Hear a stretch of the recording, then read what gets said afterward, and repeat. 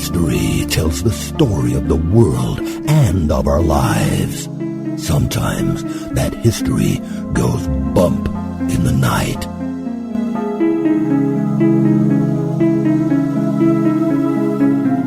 Broadcasting from the center of oddity and the supernatural in Central Florida, it's the History Goes Bump podcast.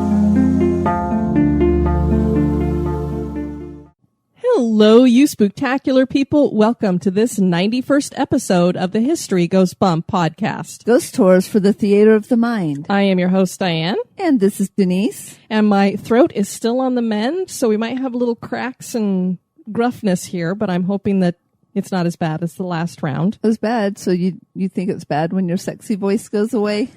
On this episode, we are going to be bringing you Charles Dickens and his most famous novel, A Christmas Carol. We figured that would be perfect during this week that we're getting ready to celebrate Christmas.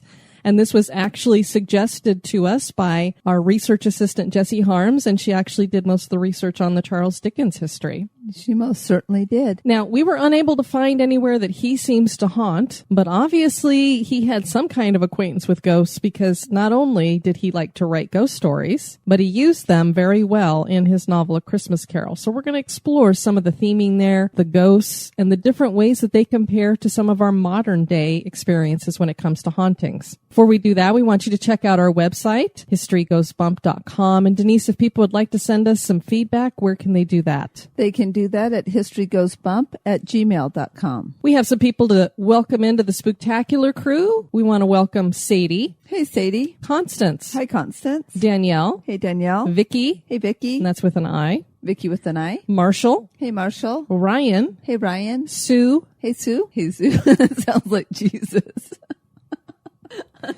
Sue, I apologize. Hi, Sue. Mandy. And hi, Mandy. And Jason. Hey, Jason. Denise, I wanted to share with the listener something that our listener Jill had shared with us over on the fan page, and it's in reference to the sheep farts on the airplane. You remember that oddity we did? Yes, I absolutely remember that wonderful oddity. Well, Jill wrote, I finally have a second to comment on your moment oddity about sheep setting off the fire alarm in the cargo hold. Sheep are part of the bovine species. They have two stomachs like a cow, and just one produces enough methane gas to clear a large house.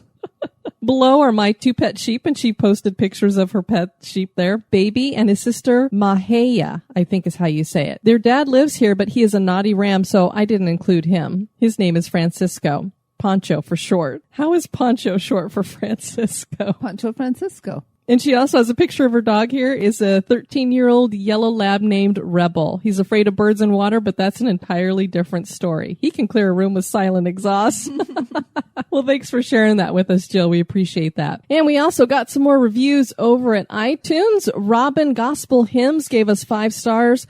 I normally don't write reviews, but when I heard you guys read out a review today, I thought if that person can take the time to be nasty, I can take the time to show my appreciation. I love your show, and I can tell you put a lot of hard work into it. It's full of interesting facts and information that I've never heard of before. Keep up the good work. Yeah, well, thank you for that. Maddie Pat, 5 stars. I've been listening from the beginning of this podcast and love hearing how it's growing. Keep up with reading comments. I like to know others' opinions on something that I have grown so fond of. I have indignation for you when someone isn't in our same bubble. As, come into the light with us. Come into our bubble. Come into our orb. And nod my head with other like-minded ghoulsters. I love that word, ghoulsters. Have a Merry Christmas from Connecticut. I wish you many more episodes and health for the new year, Melissa. Thank you so much, Melissa. We appreciate that. Yes, thank you, Melissa. Now I have visions of like all of our Spooktacular crew and all of our people and our fans like floating around in a big bubble. The Chicks 914. 5-star. Thank you, Diana Denise, for such a fantastic podcast. I've been listening ever since the Bizarre States recommendation. I love learning the history behind all those fascinating paranormal locations. Your podcast has quickly become one of my favorites. I was also happy to learn that Denise is a fellow Disney cast member. A fellow Disney cast member? Fantastic. I've been a graphic designer for Disney since 2008. It's not often I find podcasters that live in the same city as me. Small world indeed. Keep up the great work, Kaylee. Okay, so Kaylee, I want to invite you along the next time we head up to St. Augustine. It's not that far. No kidding. And we should do a meetup at the parks. We could go to that really creepy house. There is a haunted over house near Liberty Square. I've heard it's one of the most haunted houses in America. I bet it is. It's got 999 ghosts. It's got to be the most haunted. I would think so. And then, Denise, we got another 5-star review from the United Kingdom. Yay, UK. And by the way, we might be heading to the UK sooner rather than later, probably within the next couple years. So we don't know how much touring we'll get to do, but we might be doing some traveling over towards that direction. And that's because Denise has been named the ambassador to Ireland for the United States Taekwondo Federation. Yes, I have. Actually, I think the announcement came out today, so. Yeah, that's pretty cool. Congratulations. Lebowski 74, 5 stars. I found this podcast from Jim Moon at Hypnagoria and thought I'd give it a try. Well, we love Jim here and his show for sure. And if you guys want to get the definitive on the history of Santa, he has been doing it all this last week. I think he's up to part 3, and they're like over an hour long, an hour and a half. So make sure you check those out if you want to get a thorough history on St. Nicholas and all of the history behind Santa Claus. Denise and Diane are good hosts and the chat flows well. I guess that helps with them being married. Well, some people who are married don't communicate very well. The intros are a little long sometimes, but that's no big deal. Interesting, informative, and well-rounded. The History Goes Bump podcast gives great scope for talk about historic haunted locations. Just hearing about abandoned sanitarium makes me want to go and take a look for myself. Well, thank you, Lebowski. And we do have another haunted asylum coming up at the end of the month. Yes, we do. Had a very interesting interview last evening. Denise, are you ready to explore the life of Charles Dickens and his wonderful work, A Christmas Carol? I am.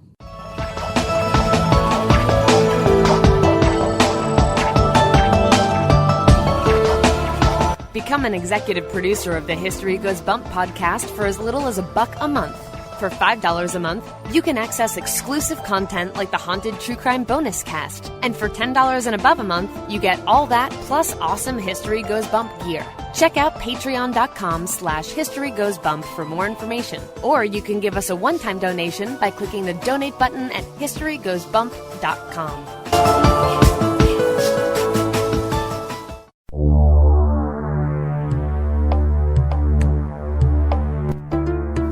This moment in Oddity history. Marjorie McCall was an Irish woman who died from fever in 1705. As was the custom of the time, she was buried quickly to prevent the spread of the fever that had killed her. Marjorie wore a very expensive ring on her finger, and due to swelling, it was not removed, so she was buried with the ring. Grave robbers heard about the story and decided to unearth her and steal the ring. The evening after she was buried, a couple of grave robbers disinterred Marjorie. They had trouble getting the ring off, so they decided it would be best to just cut off the finger that held the ring. Imagine their shock when Marjorie let out a shriek of pain. We imagine they might have dropped dead on the spot from fear. Marjorie climbed out of her coffin, quite disoriented and bleeding from her hand. She went home. Her husband opened the door when he heard the familiar knock and discovered his wife standing there in her burial clothes with blood dripping from her hand. He dropped dead from the shock. He was buried in the very grave that Marjorie had just vacated. Marjorie eventually remarried and had more children. She lived a long life, and when she did eventually die, she was buried in the same cemetery where she'd been buried in the past. Her tombstone reads, quote, "Lived once, buried twice," end quote. Now that certainly is odd.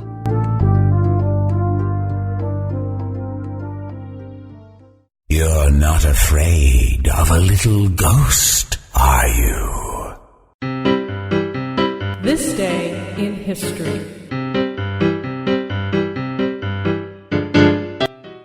This day in history was given to us by Jessica Bell. On this day, December 23rd, in 1823, a poem titled A Visit from St. Nicholas was first published anonymously in the Troy, New York Sentinel.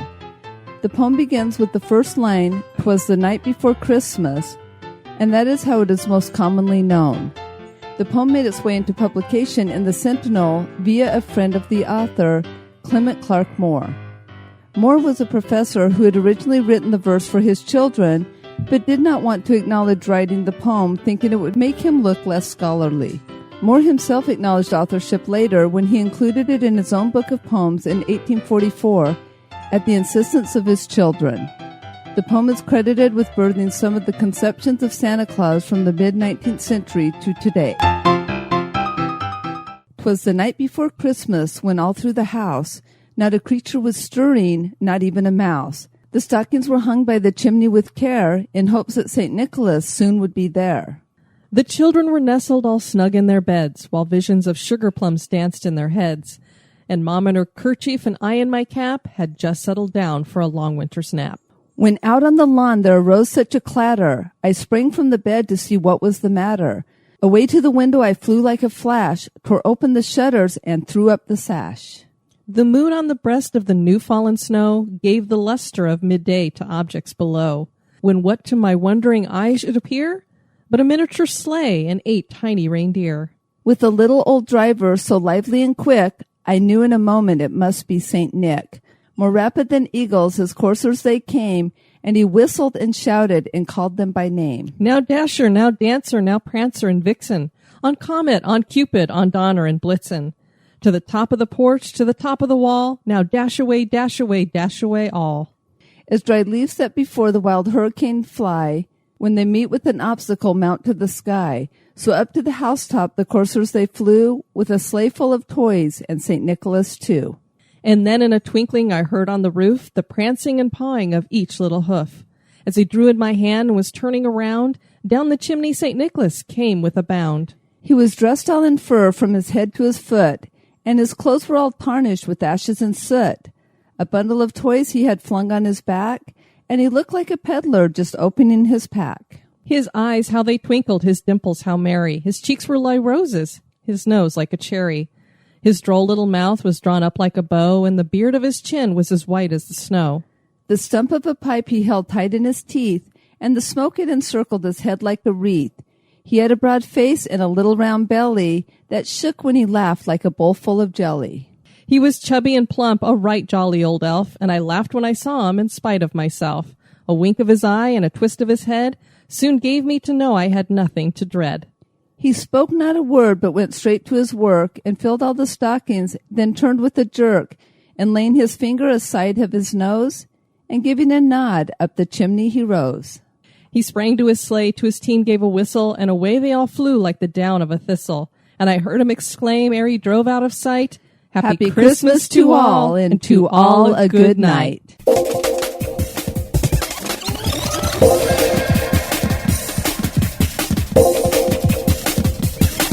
The History Goes Bump podcast.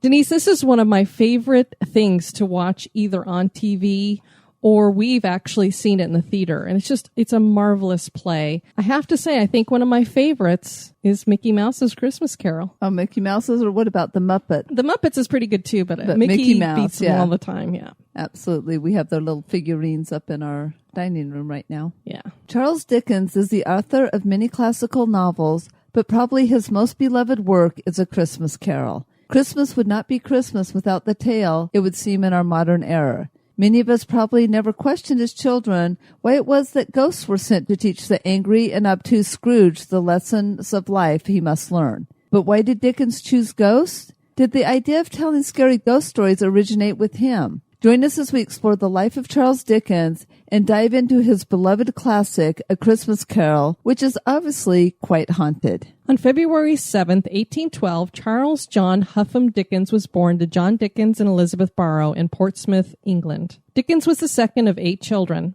John Dickens was a naval clerk, and Elizabeth Barrow had aspired to be a teacher and school director. Dickens' parents tried to make sure the family had everything they needed. However, the family was considered poor at best. In 1816, the family relocated to Chatham, and in 1822, the family moved to Camden. At this point, the family's financial situation was dire, and in 1824, Dickens' father went to debtor's prison. Dickens was just 12 years old at the time. With his father in prison, Dickens dropped out of school and got a job at a boot blacking factory on the River Thames to help support his family. He earned a wage of 6 shillings a week. Later in his life, Dickens saw the moment he had to drop out of school to get a job as the moment he lost his youthful innocence. It still amazes me they put people in prison for being in debt. I know, it's horrible. Dickens later admitted to feeling betrayed and abandoned by the adults who should have been taking care of him. Looking at the themes of his work, one can see reoccurrences of these themes. Dickens was able to go back to school once his father received an inheritance to pay off the debts. Dickens dropped out of school again when he was 15 years old to help with the family income. So apparently his dad spent that inheritance and they were back in the poorhouse again. I would think so. Probably, well, people who don't change the way they do things do lose the money they get. That's been proven. This next job was considered the launching point of his literary career. He was working as an office boy. Within a year, Dickens was doing freelance work to report on the courts in London, and a few years later, he was doing work for 2 major newspapers in London. In 1836, under the pseudonym Boz, Dickens began submitting sketches to magazines and newspapers in London. In 1833, the sketches and clippings from the newspapers were published in Dickens' first book called Sketches by Boz. With all of this success, it caught the eye of Catherine Hogarth, and they were married soon after. Dickens and Hogarth had a brood of 10 children, but unfortunately they were separated in 1858. Around the time that Sketches by Boz was published, Oliver Twist was published also. Dickens was inspired to write Oliver Twist because of the life he had lived as a child. The book was received well in both England and America. On December 19th, 1843, A Christmas Carol was published. It has remained popular and has been adapted into movies, operas, and musicals over the years. While the phrase Merry Christmas was not new, it was made popular with it having been used in the novella. The novella also introduced the usage of the phrases Scrooge and bah humbug. Dickens was fighting with his publisher, so he financed the publishing of the book and ordered gilt edging, lavish binding, and hand-colored illustrations. Despite these expensive upgrades, he priced the book at 5 shillings so that everyone could afford it. Profits were low, but sales were high.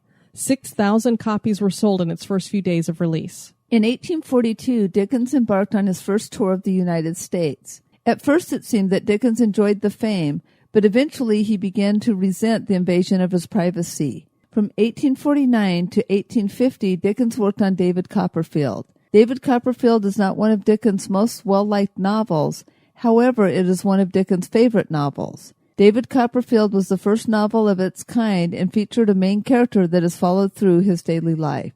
In 1865, Dickens was in a train accident that he never fully recovered from. Despite this fact, Dickens still continued to tour the countryside until 1870. On June 9, 1870, at Gill's Head Place, Charles Dickens suffered a stroke and died at age 58. This was at his country home in Kent, England. Dickens is buried at Poets' Corner at Westminster Abbey. At the time of his death, his last novel, The Mystery of Edwin Drood, was left unfinished. There are no stories of Charles Dickens' spirit making appearances. He has been used as an inspiration behind ghost tours in Boston around the holiday season, and it would make sense to use the author in his novel A Christmas Carol, not only because of the holiday theming, but because of the main role that ghosts take in the novel. Christmas had been on the brink of extinction due to the zeal of the Puritans, and many people credit Dickens and A Christmas Carol along with several other works by different authors for saving Christmas. A Christmas Carol reminded people of traditions that had been important to them in the past. Included in this was the tradition during the Victorian era of telling ghost stories during the Christmas season. Hence why we are going to be doing that on Christmas Eve, and that is also going to be a main part of our Christmas special. Oliver Cromwell was the real culprit here, especially over in Europe, with wanting to get rid of Christmas. Because as far as he was concerned, Christmas was not a holy day because it wasn't talked about in the Bible. And most of us that understand the timing and everything in the Bible know that Christmas is not when Jesus Christ was actually born, that this was something that early Christians had used to try to bring in the pagans to the religion. And since Oliver Cromwell knew that and the Puritans knew that, and they are Puritans, so they want to keep pure, they didn't want to bring that kind of stuff into their celebrations. So really at the time that Charles Dickens was writing this novel, it was during the Industrial Revolution, and people didn't take Christmas Day off. They didn't celebrate Christmas and do a whole lot of the traditional stuff. It just was another day to them. Kind of sad when you think about it, because really, although Christmas is religious in nature, it's also just a regular holiday too. Well, just the goodwill towards people and just the celebratory feeling that people have during this time of year too. So Charles Dickens really should be credited with saving two things. He saved Christmas, and he saved not only ghost stories, but telling those ghost stories at Christmas time. Exactly. Now, on our Christmas special, we did have Dan Foytik in studio with us, and we're going to talk a little bit more about where the origins of telling ghost stories during the Christmas season came from. Generally speaking, a lot of people assume it's the Victorian era because that's when it really got popular. But as we walked it back, we discovered that this goes back centuries. And so we'll discuss that a little bit more on the Christmas special and maybe even flesh out a little bit more about the other authors other than just Charles Dickens who were sharing ghost stories at this time. Dickens at this time also was editing journals that specialized in ghost stories.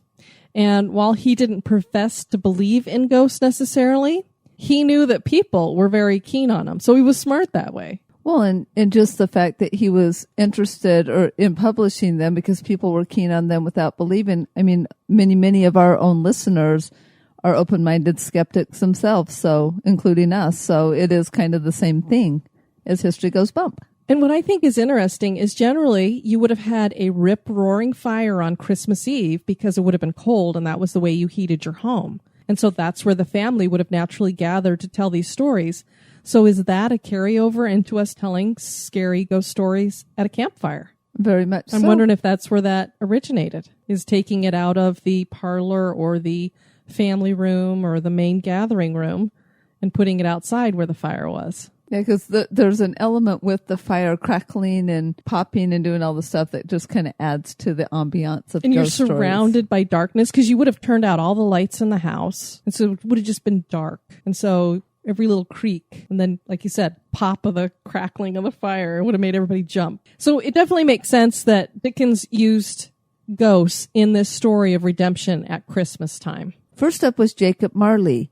And this is the only spirit that we know to be that from a human. Marley was Scrooge's former partner, and he'd been dead for 7 years. He makes a visitation to warn Scrooge that being a jerk will lead him to a tough afterlife. Marley is shrouded in chains and padlocks, and we are told he is transparent. So we have your garden variety ghost here, recognizable and immaterial. The mood of the novel is perfect for ghosts. The fog is dense to the point that the houses across the street are referred to as phantoms. When Marley leaves, Scrooge looks outside to see if he can see where he has gone, and Scrooge thinks the air appears to be filled with phantoms. He recognizes many of them. The vision seems very personal for him, and it makes us wonder if this is what hell really is. The bells are chiming and you hear these crinkling of chains, and it makes you wonder if this is where some of the visuals we get of ghosts is coming from. Because when you talk about ghosts, it coincides with the rattling of chains. Where would you have ever gotten that idea from? Why would a ghost be wrapped in chains?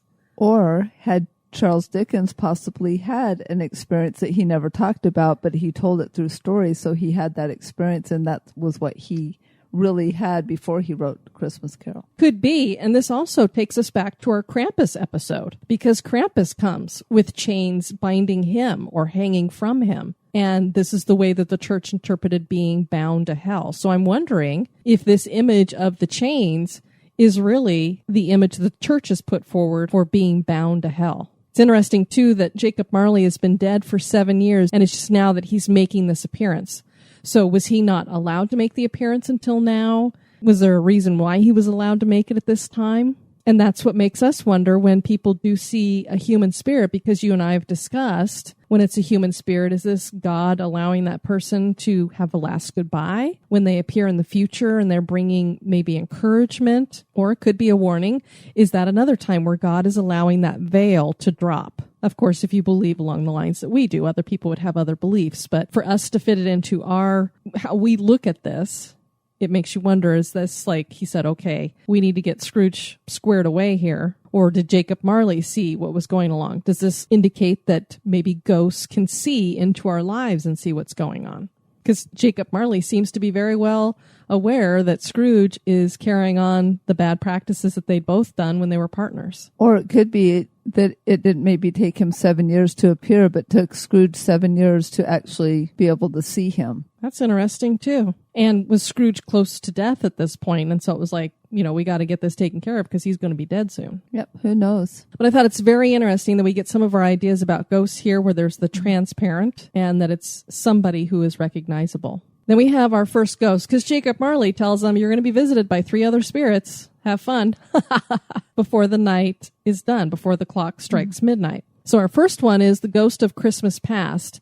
It's a spirit that seems to be made for this specific purpose and carries an androgynous appearance, which some people, if you haven't read the novel, may not be aware of, because generally when you watch a movie or see the play, it's a woman, it's a person. And so you wouldn't know that this is like an androgynous character. It's always referred to as kind of an it in the book, and it seems to change the appearance as well. It wears a white robe, seems to be material so that it can be touched, and it's not transparent, or at least we're not told that it is, and it can change its appearance in various ways. It looks like a candle a little bit. It has one arm here, then multiple arms and multiple legs, and then just one leg. And it's interesting what Scrooge sees and then doesn't see. Also, we're going to have a lot of interesting supernatural powers that are going to crop up here. It has the power to fly, and to fly Scrooge around with it as it's going back into the past, and it replays his past for him. So we have something here that is truly supernatural, something that I think is kind of similar to a time slip. If you're going back into the past, aren't you traveling in time? Because it's not exactly like he's just showing him a vision, like you're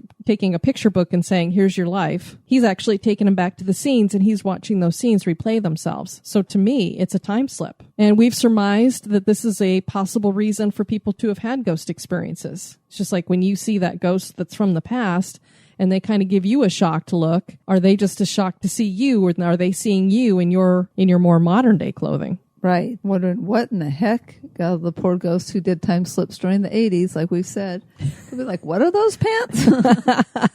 What is that hair?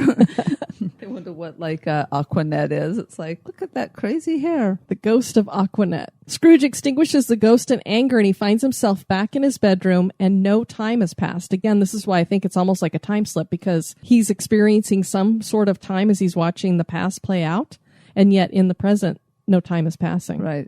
He's just still right there. And then we have the ghost of Christmas present, which is quite human in appearance, but it's large. It's like a giant size. And he reveals that he can change his size to whatever he wants. He comes with a great feast and wears green robes. I wonder what the green robe is about. I am not sure. I'm wondering if it's well, you know what I'm having a vision of here is that when we see Father Christmas in the UK pavilion at Epcot, he wears a green robe. So I don't know if it's something along the lines of what their St. Nicholas would have been wearing, because the Santa with the red stuff is mostly a Coca-Cola creation because their colors were red and white. So I'm wondering if it's something along the lines of looking a little bit like a St. Nicholas. Now, instead of having the white curly hair, he has brown curly hair. Yeah, so. And why he comes with food, I have no idea. But it's almost midnight. You want a midnight snack. Yeah, I'm sure that's why he brought the food, Diane. This ghost is also able to transport Scrooge around the city and shows him how people are observing Christmas and warns him using the images of 2 children named Ignorance and Want. He disappears at the stroke of midnight just as the final ghost comes onto the scene. So he spends more time, actual physical time, with Scrooge. And time does seem to pass while they're doing that. Although what's interesting is that since this is called The Ghost of Christmas Present, we're at night, but he's seeing how people are going to celebrate Christmas, which is the next day. So, I don't want to say anything about the way Charles Dickens put it, but he wasn't quite the ghost of Christmas present, because if it really was present, he'd probably be watching people sleep around the city because it was the middle of the night. That's true. So he was kind of seeing what was going to happen in the future as well, if you want to be literal. But if he hadn't gone to bed yet, it hadn't really ended the day. Yes, I'm sure little tiny Tim was up at midnight. Didn't you ever try to stay up and see Santa? I'd have to say no. I did stay up listening to hear the presents and stuff that were probably being put under the tree. See, I was raised to never believe in Santa Claus, because my mom was so disappointed that he wasn't real that she never let us believe in him. Diane, watch what you say on air. You just said Santa's not real. Well, my mom didn't believe he was real. Oh. Yeah. So she was really disappointed that some people thought the same thing and told her that. Did I Actually, cover? We do have to tell a little story here, and hopefully this is going to be a warning that all children should maybe leave the room if they're listening. But anyway, they go back to Missouri. Diane's family did when they were little, and her sister almost caused complete chaos on Christmas Eve because they knew the real story of St. Nicholas, and so she told all the little cousins that Santa had died. Yeah, so my sister's telling our cousins that Santa is dead. You can only imagine on Christmas Eve the chaos that ensued. Yay, Christy. So my mom had some splaining to do. And they had to walk a lot of that back because my uncle would go all out. He would get up on the roof and stomp around, and it would sound like the reindeer are up there. Didn't he even leave tracks and stuff? Oh, he did. Oh, gosh, yes. It was great fun. So, yeah. So my mom made sure to pull us aside and say, now, there's some kids who don't necessarily believe the same way. So, Leave it to Christy, too. Yes, indeed. We love her. Now, this next ghost, the final one that's coming on the scene, is terrifying. He still, to this day, freaks me out. Anytime you watch it, it is just scary. I will remember this from the time I was a child and first saw The Christmas Carol. This is the ghost that you remember. Yeah, the hand. It's just so creepy. And to us, I would say it appears to be a demon. It's basically a skeleton that's in a cloak. Well, and it's basically what you usually done on Halloween to scare children. So it is very, very scary. Yeah.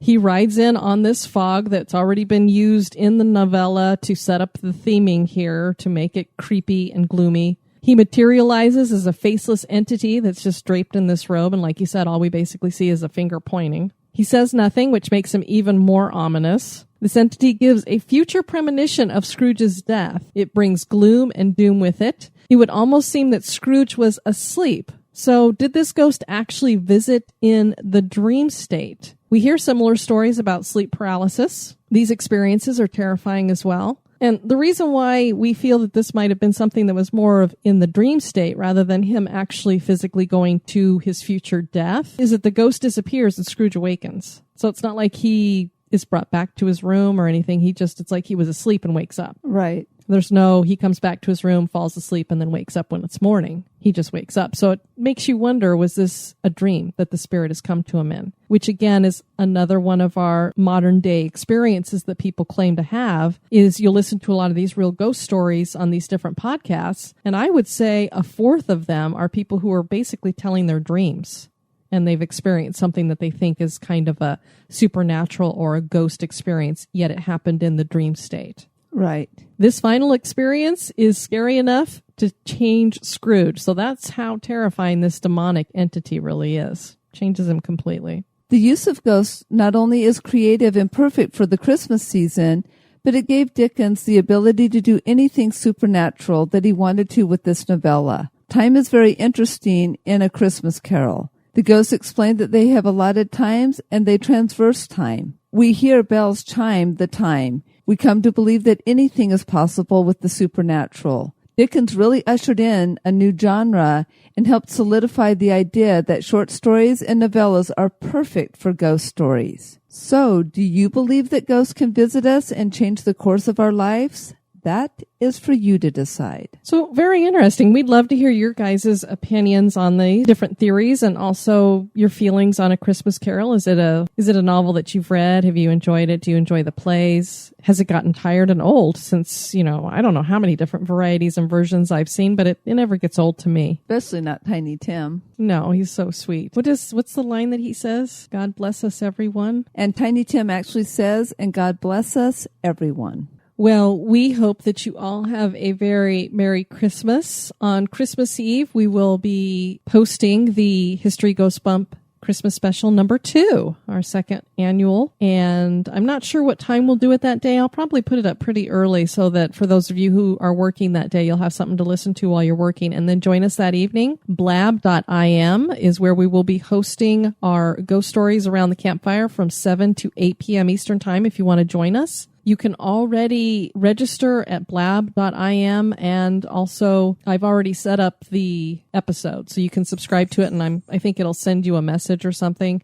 We will be live streaming it from our website, historyghostbump.com. It will be right there at the top. Like when you get down to what the main page area is where we post the podcasts, it'll be at the very top of all of that. So you can watch the live streaming there. We also will post the links up on Facebook and Twitter, and I'll send it out in the newsletter as well. And just if you are wanting to make comments live while we are streaming, you do have to join Blab. You can't. The other things, you can come listen without joining Blab, but if you actually want to make comments, just make sure you do that ahead of time. So not in the middle of going, how do I make comments? So just so that those of you know. And as I've already discovered, you can be making comments on it right now if you want to, because Heather came over there and was like, I was resisting joining Twitter and now I had to. Sorry, Heather. Boy, is she having some fun. Heather works for the United States Postal Service, so she's been having a great week. Yeah, it's kind of busy, I've heard. Yeah, just slightly. All right. Well, we are so glad that you guys joined us for this one. I have been your host, Diane. And this has been Denise. You take care now. Bye-bye. Executive producers of this episode have been Melissa, Katie, Levi, Dan, Janice, Stephen, Heather, Dave and Ann, Amy, Tanya, Nicole, and your mug is in the mail, so enjoy that. Leanna, Jade, April, Laura, Seth, Tracy, Josh, Barbara, Laura, Ashley, Griffin, Roger, David, Wendy, Sharon, and welcome to our new executive producer, Jen Bidwell. Thank you. Societies rise and societies fall. When the time comes, one society steps forward to build a better future. The Wicked Library, Kettle Whistle Radio, Night Story Podcast, Prog Watch, Red Horse Radio, The Lift, History Goes Bump, Listen, The M Writing Podcast, Society 13, Rebuilding Society, one podcast at a time. Fan of the show? Subscribe to the show on iTunes, Stitcher, or your favorite podcast catcher. We would greatly appreciate your review at iTunes as well to help the show grow. Thank you.